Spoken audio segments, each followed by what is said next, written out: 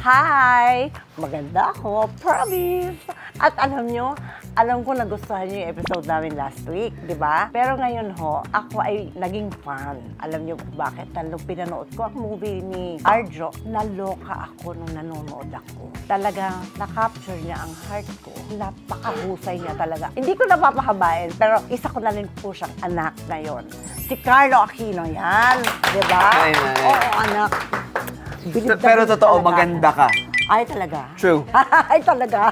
Maganda ka talaga. Pero, yung pinakasalan mo, maganda. Maganda rin talaga Ay, yung oo. misis ko na yun. At saka hindi lang basta maganda. Maganda dito, maganda pa dito. Mahusay pa. Oo, ang galing-galing niya. Ang aking pinakamagandang misis, Yes. Miss Charlie Dizon. Charlie Dizon, ayan. Nandito po siya sa backstage. Andito siya, kasamang baby girl. Kasama si Mithi. Inaanak ko po silang dalawa sa kasal. Opo. Ayan, kaya ninang na ninang ang dating ko ngayon, di ba? Tuwan-tuwa nga kami na kasi hindi, sa sobrang busy mo syempre, hindi namin ine-expect na mag-show up ka doon dahil malayo and everything. Pero Anak, pag sinabi kong anak kita, nanay mo ako. I love you. Oo, We I love love you, you. anak. Oo, ganun ako. Kasi meron yan space sa aking puso. Hindi pwede hindi ako dadating. Hindi talaga ako pwede hindi dadating. Dahil number one, mahal ko yung babae na yan. At saka, mahal kita. At ang galing-galing. Thank you, Nay. Diyos ko. Thank you. Anak, di syempre natapos lahat, hindi ba? Nakasal na kayo, ganito. Kamusta? Yun ang gusto ko malaman. Kamusta?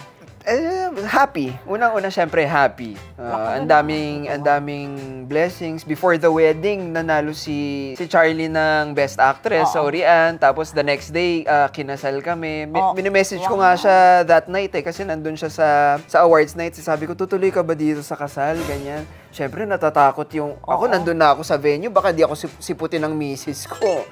Sinipot naman ako. Pero syempre, marami pa rin may mga challenges. Yun din po yung na-appreciate ko kay Charlie. Kasi every time na, halimbawa, may hindi kami mapagkasunduan, hindi kami yung mapag-agrihan, sa gabi, sasabihin niya sa akin na ipagdasal natin to.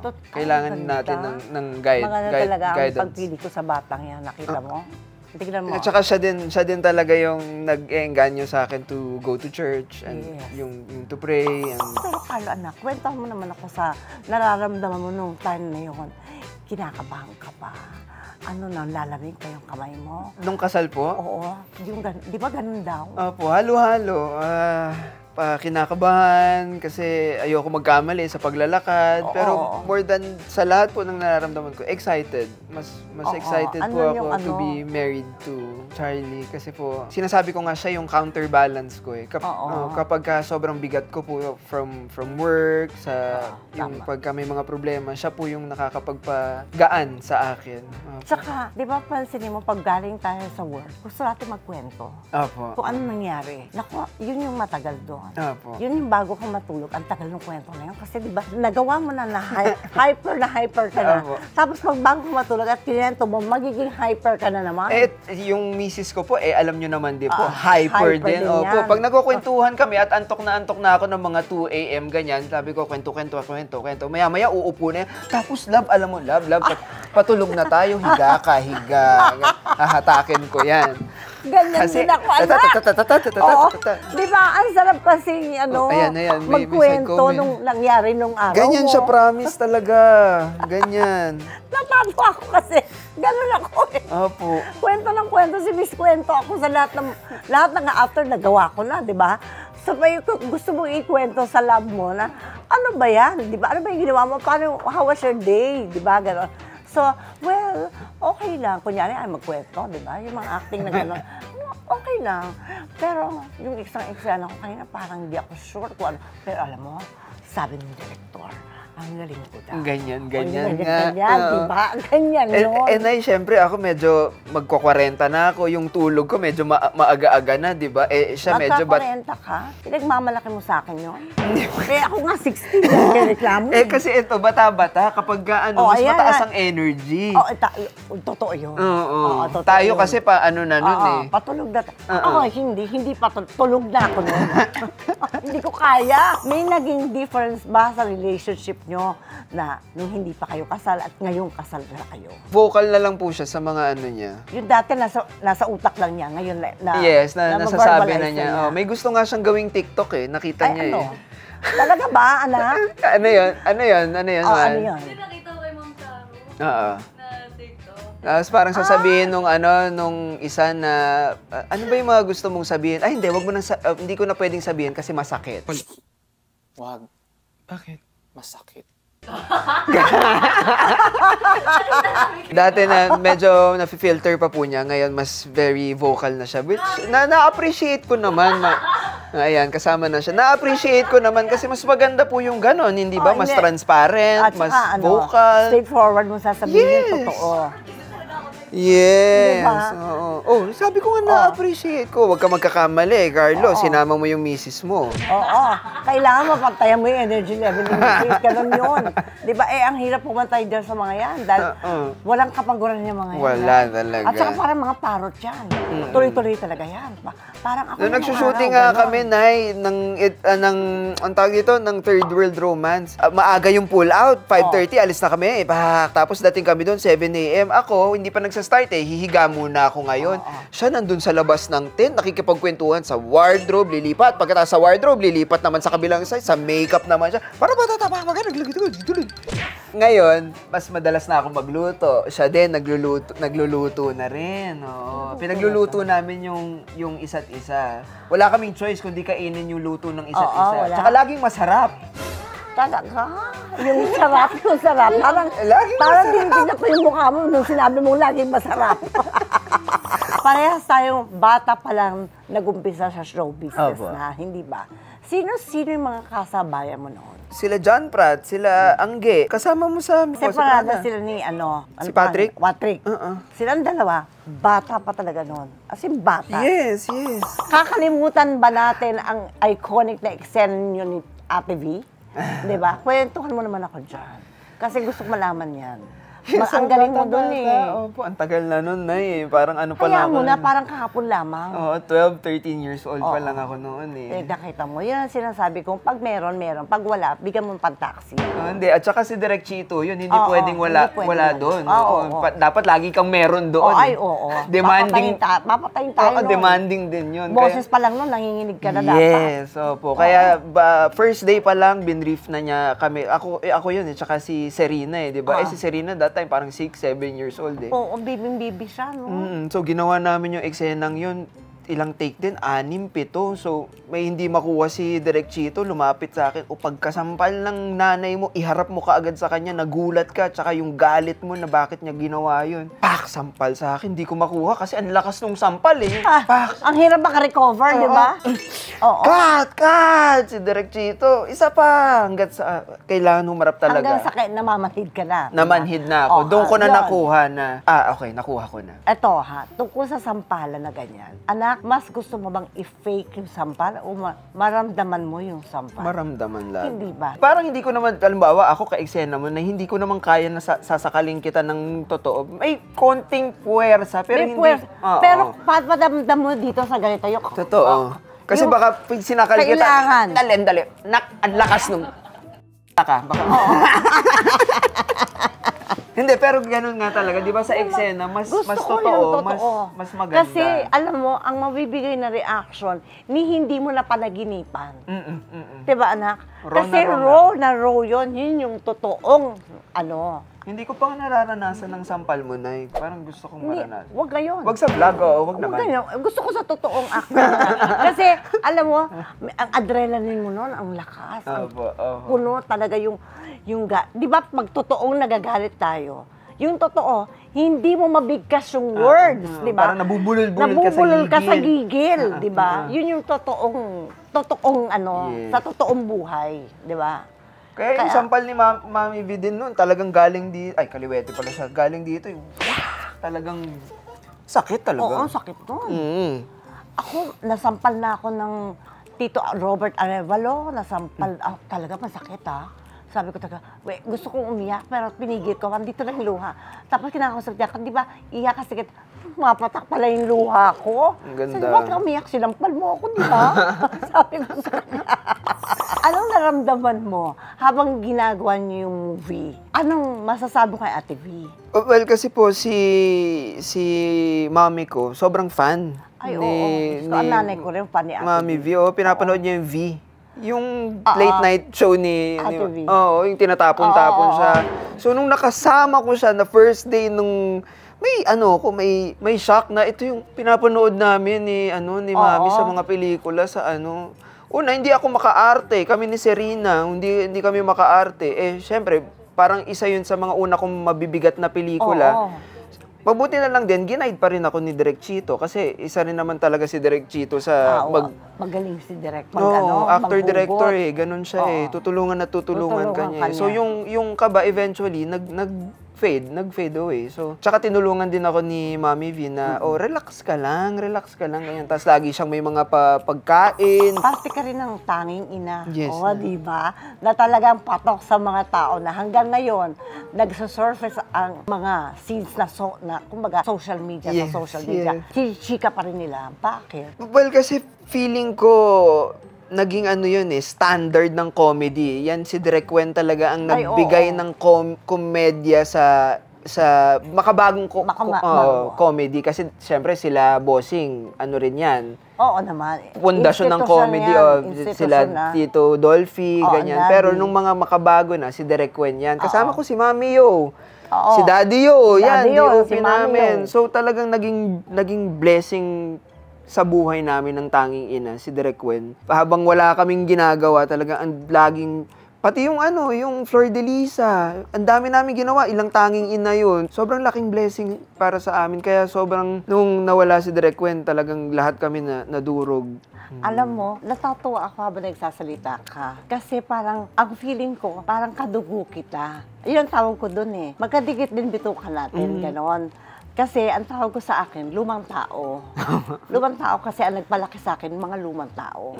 Kaya ganito ako, dahil doon sa mga lumang tao nagturo sa akin. Ganon, Daddy Dolphy, lumang tao. Ang tawag niya sa akin kasi Bruji.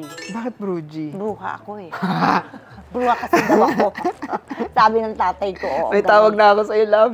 Bruji. Nung teenager ako, ang nagpalaki sa akin, sa mga kasama ko sa pelikula, Tito Raven, Tito Pen, Crispin Pineda, Oh my God. si Tita Mids. Ay, So, talagang bongga ka. yung disiplina, yung kung paano mag-approach sa trabaho. Kasi nga lumang tao ka nga. Opo. At lumang tao din nagpalaki sa'yo. Sobrang thankful ako na naabutan ko yung gano'n, na nag-guide pa sila. Nagsasalita pa, nagbibigay ng opinion. Ganon.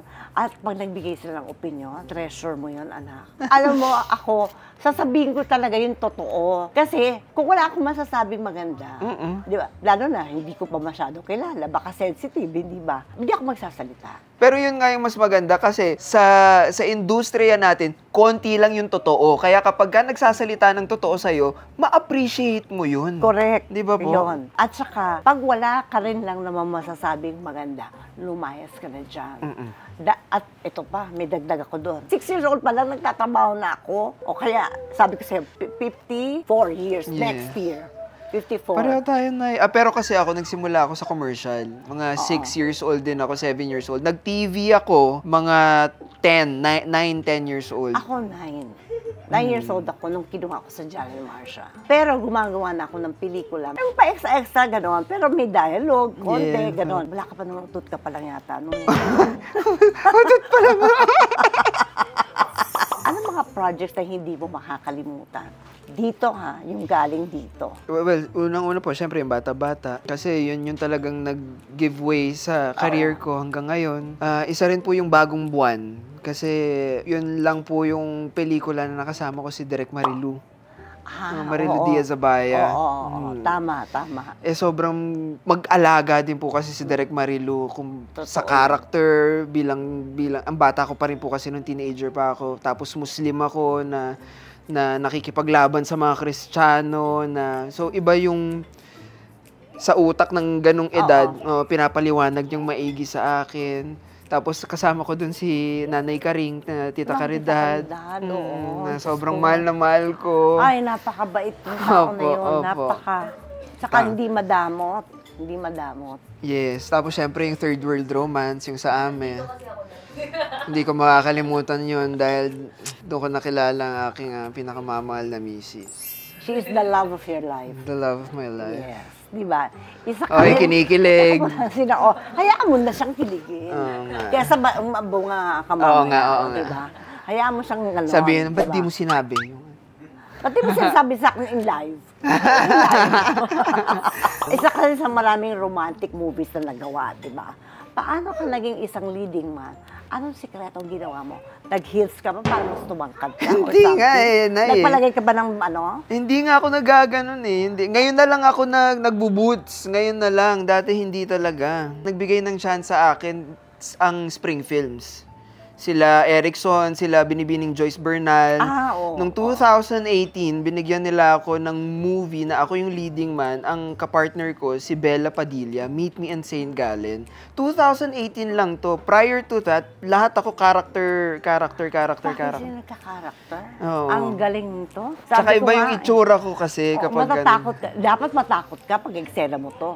Alam mo bakit? Naku, dahil effortless kasi. Effortless. Yun ang tinatawag na pag meron ka. Pag wala, sumakay ng taxi, uwi. Tapos yun, nagdire-diretso na yung excess baggage, kami ni Angge, tapos yung ulan with Nadine. Ang dami ko nang ginawa. Ang ganda. Tapos ang maganda kasi, nagsimula ako sa character, di ba? So, nagli-leading man ako, tapos nabibigyan pa rin ako ng character roles na... Alam mo, ikaw lang yung naringgan ko ng ganyan. Na ganyan. Ang ganda, di ba? Tawid-tawid. Swerte mo. Opo. Kasi kaya mo mag-lead ng pelikula, lead star ka, pero may pwede pong ganyan ng twist na parang malangya ka pala. Pero dapat may may backup yon na kung bakit ka nagkaganon. May redeeming yun. Opo, diba? opo. Kaya bilib ako talaga sa'yo, anak. Sobrang lang siguro na blessed. Blessed ka talaga. Tsaka tinrabaho din naman talaga. Oo naman. Opo. Kaya talaga, minsan, nakaka-istorbo yung shooting sa chikahan. Baliktad, di ba? Kailangan baliktad rin natin, di ba? Kamusta kay Eksena si Charlie? Si Charlie po, talagang nakakatakot din kasi yung pagmamahal niya sa trabaho, yung passion niya, tsaka yung bigay niya lagi talagang all out, 100++%.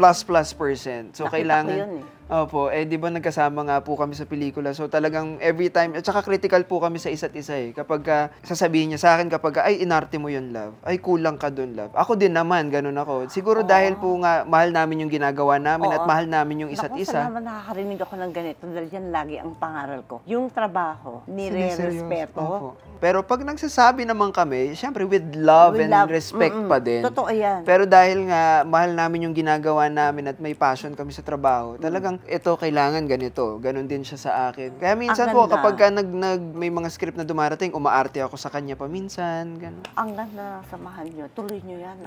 Huwag kayong magbabago. Ha? Huwag kayong makicarried away.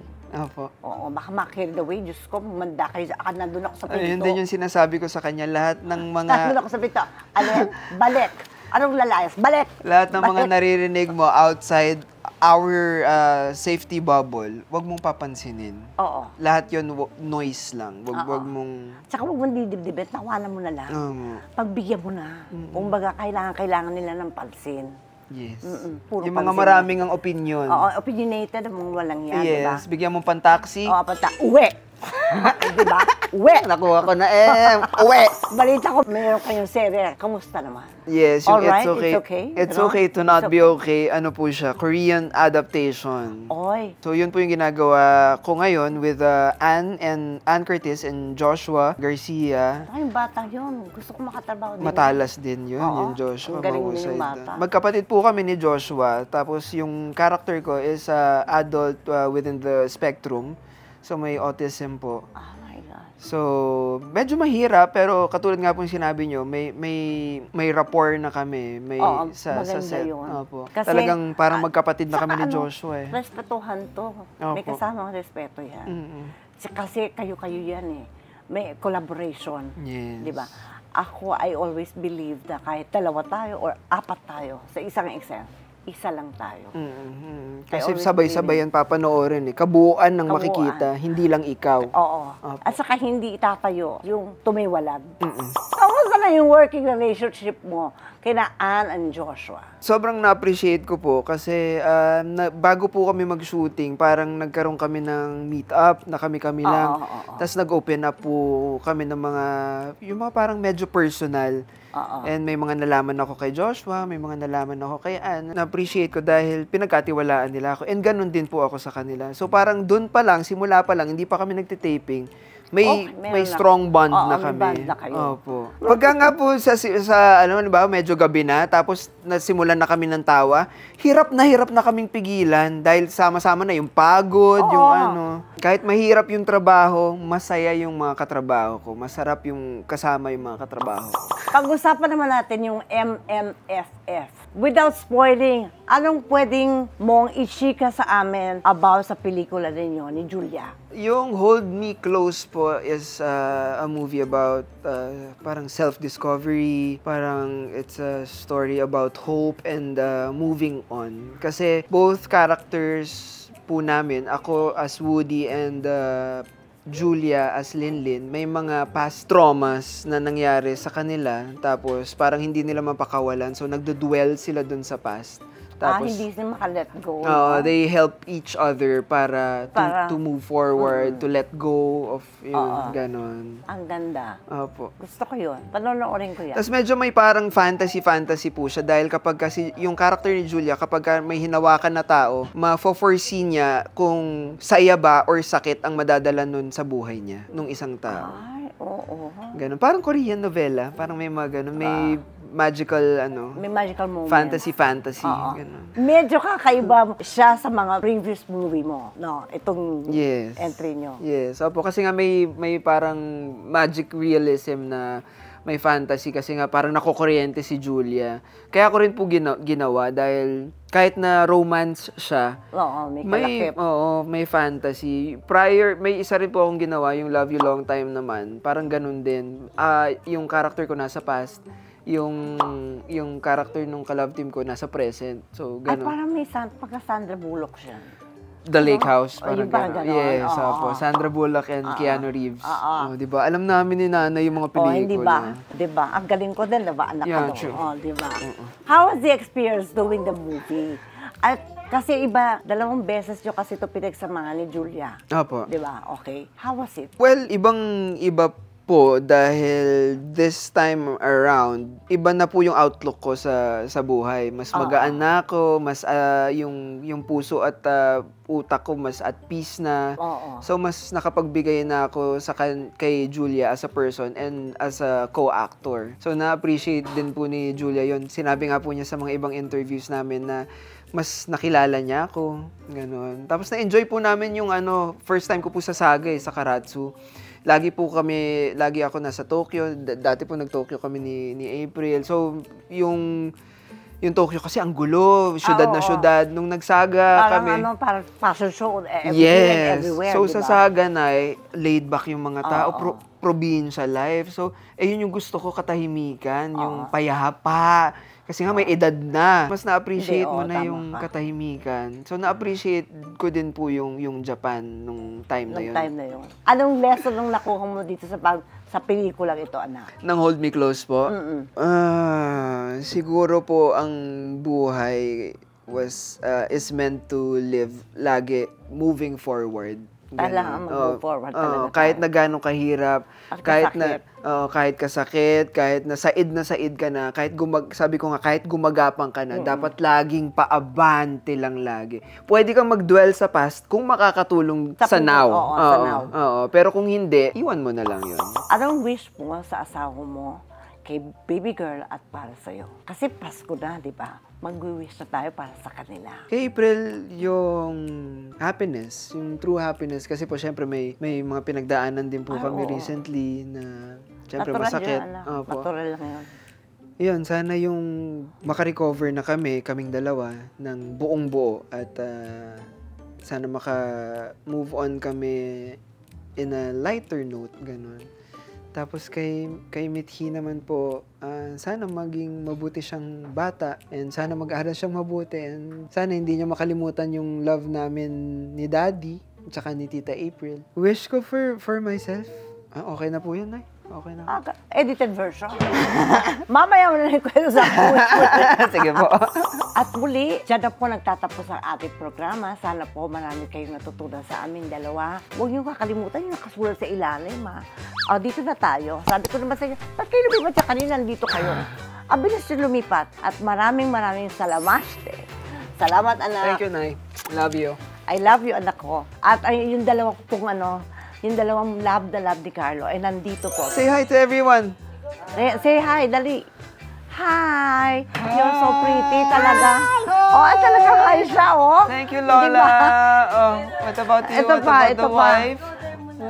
Di ba? Ang ganda. Thank you, everyone. Thank you. Wow. Lola. Thank you, Lola. Okay. Salamaste! Very good. Ayan, guys, please watch Hold Me Close at Gateway Cineplex 18 and all cinemas nationwide. Poga. Salamaste. Bye.